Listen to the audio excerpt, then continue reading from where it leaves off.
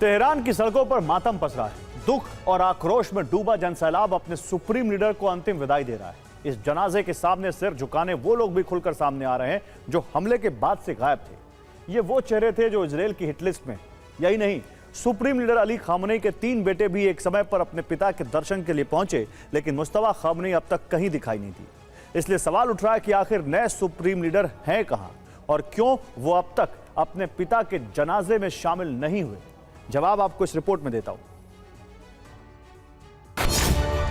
कि ईरान के कमांडर किसी से नहीं डरते, जिसमें पहली वजह है जान का खतरा, क्योंकि खुफिया रिपोर्ट्स में दावा किया गया है कि मुस्तफा खामनेई इस वक्त इजराइल के नंबर 1 टारगेट। मोसाद की हिट लिस्ट में उनका नाम सबसे ऊपर है। इसीलिए मुस्तफा खामनेई को अज्ञात और अभेद्य बंकर में रखा गया।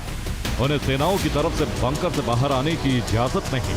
सवाल यह है कि अगर जान का खतरा ही वजह है, IRGC के chief commander general Ahmad Vahidi सामने क्यों आए? कुद्स फोर्स के चीफ इस्माइल खानी सामने क्यों आए? खत्म अल अंबिया के कमांडर अली अब्दुल्लाही सामने क्यों आए? एयर स्पेस फोर्स के चीफ माजिद मुसावी सामने क्यों आए? और दूसरी वजह है मुस्तफा खामनेई की स्थिति क्या है, क्योंकि पश्चिमी जगत की रिपोर्ट बताती है कि मुस्तफा खामनेई भी हमले में गंभीर रूप से घायल हुए थे। उनके अनुसार मुस्तफा खामनेई अपाहिज हो चुके थे। तो क्या वो अब तक स्वस्थ नहीं हो पाए? क्या उनकी हालत ऐसी नहीं है कि वो सार्वजनिक रूप से सामने आ सकते? अमेरिका के स्वतंत्रता दिवस पर दुनिया की नजर ट्रंप की फोन डिप्लोमेसी पर थी। पहले पुतिन से लंबी बातचीत हुई, फिर ज़ेलेंस्की से भी चर्चा हुई। लगा कि शायद जंग थमने की कोई उम्मीद बनेगी, लेकिन कुछ ही घंटों बाद यूक्रेन के कई शहरों पर मिसाइलें और ड्रोन बरसने लगे और आधा यूक्रेन बारूदी विस्फोटों की चपेट में आ गया।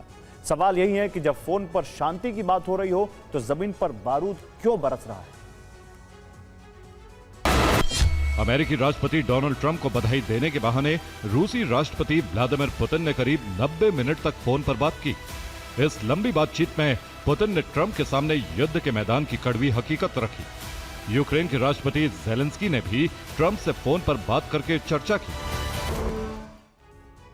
रूस ने बाल्टिक देशों पर यूक्रेन की मदद का आरोप लगाया है। दावा है कि सेंट पीटर्सबर्ग पर हमले के लिए यूक्रेन बाल्टिक देशों के हवाई क्षेत्र का इस्तेमाल कर रहा है।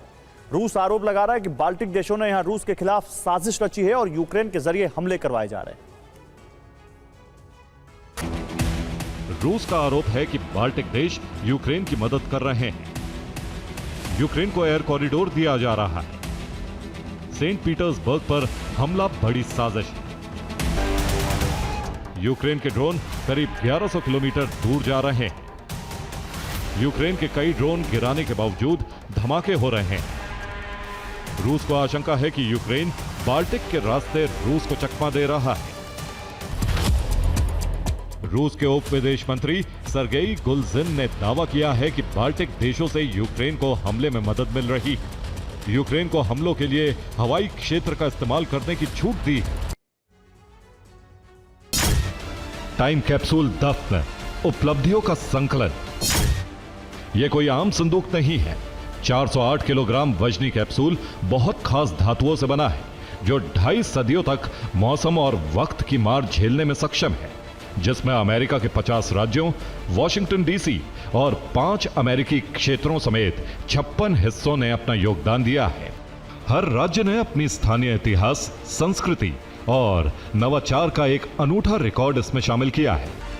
अतीत के पन्नों से लेकर आज की सबसे आधुनिक तकनीक इस कैप्सूल में शामिल है, जिसमें सबसे अद्भुत चीज है लाइब्रेरी ऑफ कांग्रेस का एक मॉलिक्यूलर डेटा स्टोरेज डिवाइस, जिसमें थॉमस जेफरसन का तैयार स्वतंत्रता की घोषणा का कच्चा मसौदा शामिल है।